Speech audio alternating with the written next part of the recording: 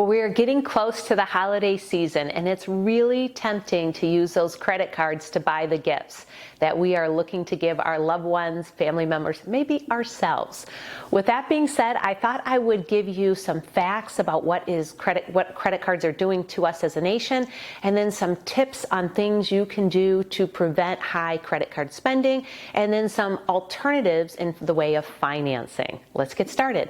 Well, credit card interest rate is averaging 21.6%, and that's even with the federal reduction in interest rates a couple weeks ago, reducing rates by another 1/4 percentage point, 21.6%. That's giving the average American nearly $6,500 in credit card debt. And when you think about buying that gift that's maybe $400, you will end up paying $800 or $900 over time for that same gift with a credit card as you accrue interest until you're able to pay it off. Yuck! So here are some things that you can do to help ease the burden of your shopping this year.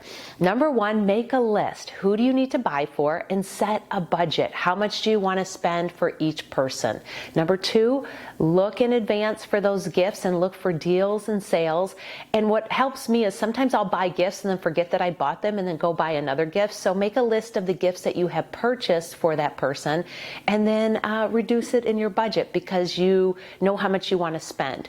And then there's always fun times like homemade gifts. One year I made applesauce and gave it to all my aunts, my cousins, the extended family, and they loved it. So a nice homemade gift, maybe there's a quilt that you are good at making, or a picture.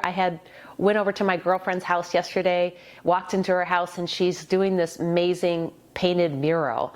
So I'm like, girl, you could give that away for a Christmas gift. So those are some great ideas.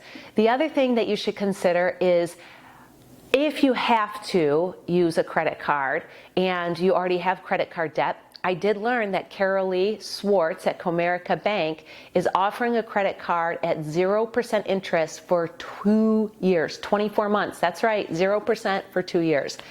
Another option to consolidate credit card debt other than that 0% credit card would be, if you own a home, you can combine it into your home's equity, borrowing 80 to 90% at a lower interest rate, much lower than 21.6% on a credit card.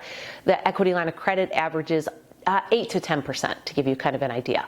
Well, that is some ideas to get you in the holiday spirit of shopping, and to do it with poise and not leave you broke come January. This is Dawn Connors, offering you fantastic mortgage solutions and helping you stay ahead of the game on your finances.